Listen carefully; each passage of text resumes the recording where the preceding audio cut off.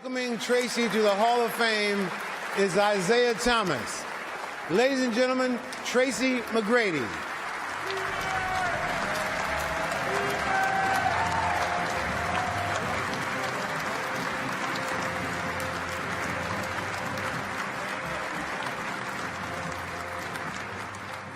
Yes, yes, man.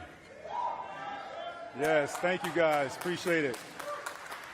Zeke, I don't know what you saw, brother, but back in 1997, you recognized my talent, scrawny 18-year-old coming out of high school. I appreciate that. I appreciate you having me fulfill my childhood dream by drafting me 9th overall. That meant the world to me. And the first year didn't go so well. The first half of that year didn't go so well, as you know. But you went on, became an excellent coach. You did some great things as an executive, made some great moves. But your best move, Zeke, was firing that coach my rookie year. Firing that coach my rookie year that criticized me, said I wasn't going to be in the league beyond 3 years. Was he wrong? Boy, was he wrong. Boy, was he wrong. Back in February, my wife and I were on our way to the Hall of Fame finalist press conference at this year's All-Star Weekend in New Orleans. We were on the elevator, and she kept telling me how proud of me she was and asked me if I was excited. I remained nonchalant, never really showed too much emotion, or at least not the level of emotion that she was expecting. Sensing the real truth behind what my hesitation and non-emotional demeanor was really about, she told me to repeat after her and say, I deserve to be in the Hall of Fame. I didn't say a word. She insisted. This time she said, look in the mirror that was on the elevator wall and repeat after me. I deserve to be in the Hall of Fame. Now, I still couldn't let those words utter from my mouth. Don't get me wrong, it wasn't because I wasn't excited or honored. However, truth be told, I didn't want to allow myself to get too excited. You see, my wife knew something about me in that elevator that I had yet to admit and say out loud. There was a reason she wanted me to look myself in that mirror and say, I deserve to be in the Hall of Fame. And there was also a reason why I couldn't do it. In those split moments that she asked me to state out loud that I deserved to be in the Hall of Fame, I had a zillion thoughts in my mind why I didn't deserve to be it. I started thinking of all these NBA greats who had accomplished so many great things. And then I began comparing myself to them. It's way too easy to focus on what you don't have and what you didn't accomplish. But I'm grateful for those people that saw in me, believed in me, just maybe when I always didn't believe in myself. People who actually saw the man and not just the athlete. One thing I've learned in those 15 years of playing is the power of perseverance, faith, and pushing through even when the odds are against you. Even when they said you wouldn't last 3 years in the league.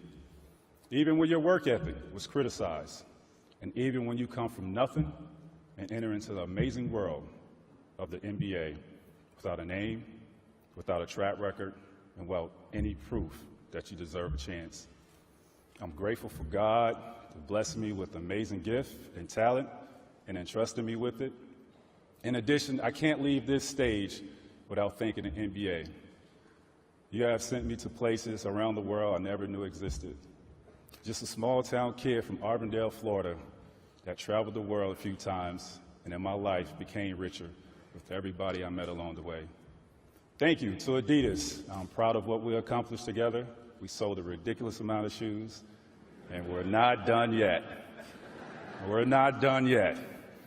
Thank you to every basketball organization I ever played for, every coach I played for, Doc Rivers, Butch Carter, I appreciate you guys. And to the fans, both in the States and around the world, forever loyal, never stop believing in me. You gave me way more than I ever can give you. I am so grateful for all of my teammates, but I have to highlight those teammates who have impacted my life and made me a much basketball player. Thank you, Yao Ming, Dikembe Mutombo, Grant Hill, Darrell Armstrong, Doug Christie, Vince Carter, D. Brown, Charles Oakley, Muggsy Bogues, Kevin Willis, Jermaine O'Neal, Dale Curry, and Antonio Davis. And to the realest coach I ever played for, he's not here tonight, he couldn't make it, he's back home helping some flood victims back in Houston, Coach Jeff Van Gundy. I just wish we had the opportunity to play a few more years. Johnny Davis, thank you very much for allowing me to work with you and giving me the footwork. My shooting coach in my Toronto days, Jim Thomas, Sonny, and Pam Vaccaro. Back in 1996, going to that camp, being the last guy to enter this camp, and you give me that jersey, 175.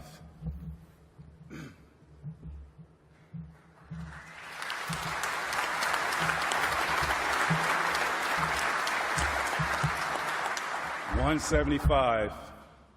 Nobody had a clue who Tracy McGrady was. You gave me that platform. And I played against the best players in the world at that time. And I left that camp the #1 player in the nation. From 175 to #1. Thank you, Sonny and Pam.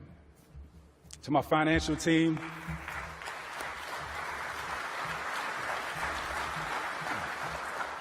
it's gonna be all right, Sonny. To my financial team, thank you guys. Made a lot of money in my playing career, and you're doing a damn good job taking care of it. I appreciate that. To my agent, Arn Tellum, Bob Myers, thank you guys. To my attorney, Tim Hoy, I appreciate you.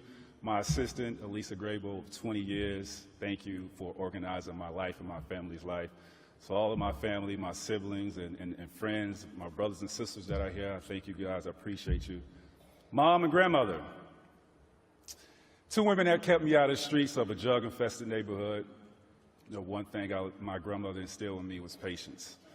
While all the other kids were out playing, I had to leave the house in the wee hours in the morning to go fishing with you for 12 hours. Being on that lake, bonding with my grandmother taught me patience, endurance, and the ability not to sweat what I couldn't control. And you know one thing that you always did who was on that boat, whenever you wanted the beer, what was your sign? That's what it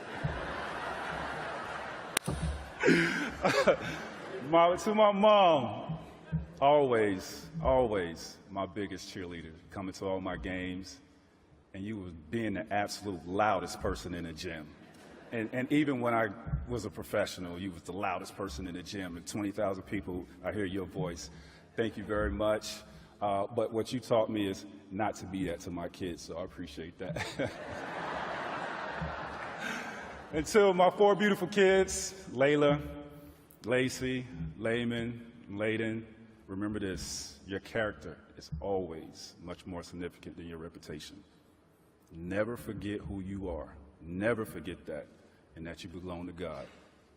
You belong to God.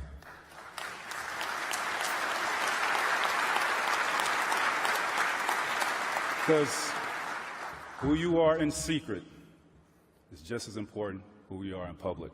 Why? Because God sees both. Don't forget that.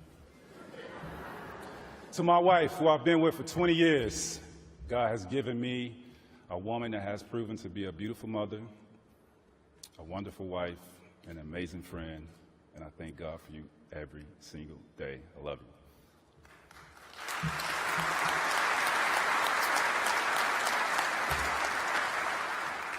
Now back to that elevator story I was telling you about. Although what I couldn't do what my wife requested me 7 months ago and tell myself in that mirror that I deserve to be in the Hall of Fame, well, on this day, I can proudly say, yes, I deserve to be here. I am truly humbled, I'm grateful, and proud to be in the class of 2017. Thank you very much.